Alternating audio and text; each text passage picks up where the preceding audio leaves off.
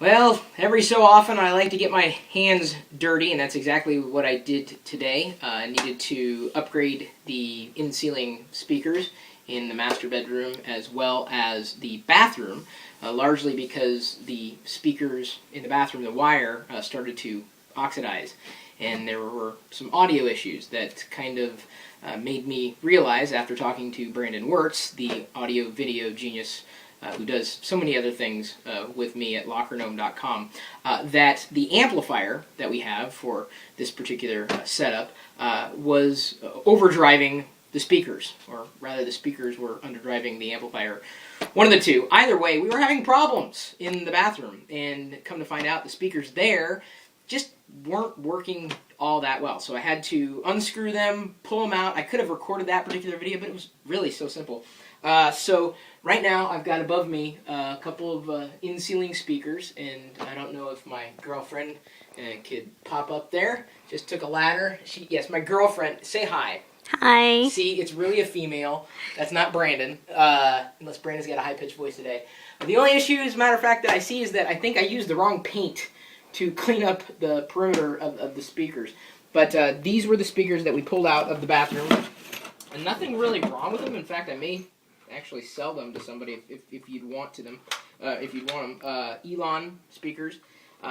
Simply unscrewed them and pulled it out, and then pulled or pushed the other speakers up in there, screwed them in, and that was pretty much it. Come to find out, too, in uninstalling these speakers in ceiling, that whoever installed them had the black and red wires crossed in some cases, which is a little odd. I mean, they make it red and black for a reason. It's really easy to figure out. The white stuff you see here, insulation that came down from the ceiling. Of course, before I did anything, I put on my my goggles. I've also got some paint out here so that I can try to clean up what I can around the perimeter of the speaker. And if it's still, as I said, I kind of got it messy on the outside, what I may end up doing is taking some frog tape, like painter's tape, and then just kind of going around the area, the circle, and protecting the speaker itself, and then just kind of making it a drop shadow of sorts around the speaker just to make it look okay in here. May have to do it, just finer details. So follow me into the bathroom where we are kind of mid-project right now. So yeah, I like DIY stuff. Mid-project, although you got to be careful because I don't want anybody to see my girlfriend here. So, because I've got mirrors, there we go. My girlfriend will remain safely private. Keep pointing this direction. The cap, by the way, the Geek cap, Microsoft makes these. So I'm wearing a Microsoft cap and an Apple shirt, although this Apple shirt's not made by Apple, obviously, or that's not obvious. Here I've got a ladder. Unfortunately, this is a metal ladder, and I say unfortunately because I wish I would have gotten one with fiberglass so that I could do a lot of electrical work. I did need to turn off the breaker, if only because this is just speaker wire. It's pretty simple.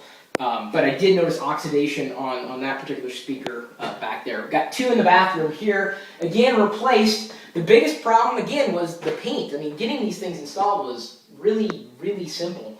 And we're going to go ahead and, since I kind of got messy with the paint, I said, well, why don't we just paint the speakers themselves? And so we're going to do that. The biggest challenge with painting the speaker is just having enough paint to cover it. Probably need about maybe one or two more coats. This is just a first coat here.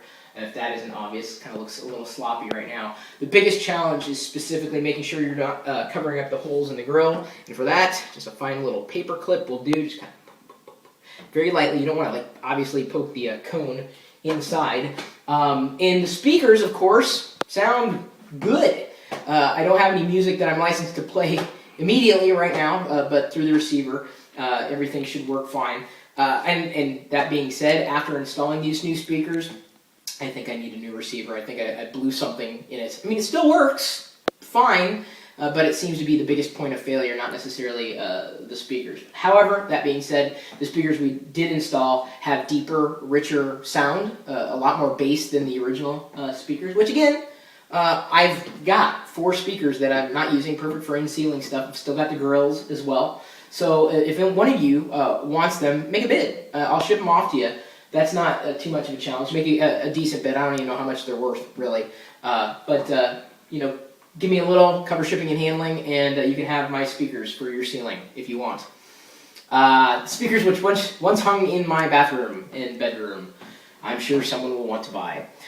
Either way, this is the DIY. Maybe I better be careful not to take someone else's brand. DIY Gnome Geek Nerd? DIY Nerd? Is that taken yet? DIY Geek?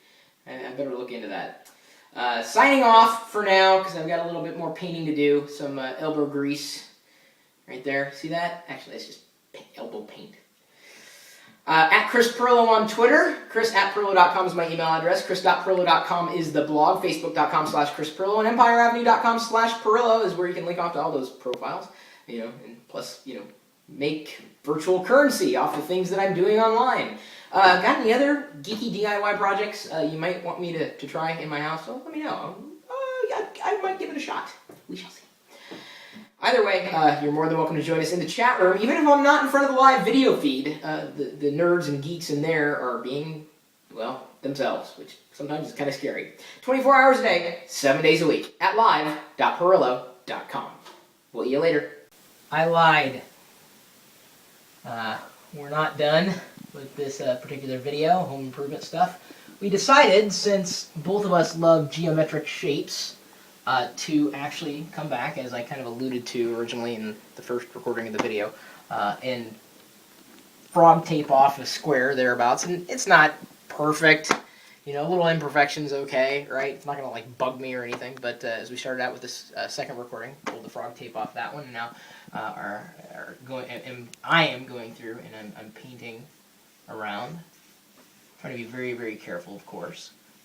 Not going to paint these speakers, I don't think, unless I really screw something up. Once I've gone around this perimeter, pulled off the frog tape, I'll probably go back with a magic eraser or something. I'd hate to pull out turpentine, but clean up any excess marks that we see on the white speaker, and we should be good to go. Got to be really careful though, because I don't have any newspaper below, and don't really want to drip anything. Trying to brush in the same direction, or relatively the same direction, which as it dries should look okay. Trying to keep the strokes as geometric as humanly possible. And even though you can't tell the difference, here as much, it's oh, it looks about the same color, go ahead and turn back there from another light angle, and you should see a clear difference in the colors right there. Can you? I don't know. I'm asking my girlfriend. Can you see the difference? Oh, yeah. Okay, thank you. Yeah. Because, of course, people watching the video can't tell me until after it's recorded and uploaded. Either way, this is what I do when I am not doing geeky things. I am doing home improvements because I love my home and I'm proud of it. My home is my castle. Either way, if you got any other suggestions for me, other than being a little more careful about how I paint, hey, it's my house. You want to come over here and work? Fine. You can tell me what I need to do. But until then, you just give me suggestions. Okay, for real. 24 hours a day, 7 days a week, at live.perillo.com. We'll see you later.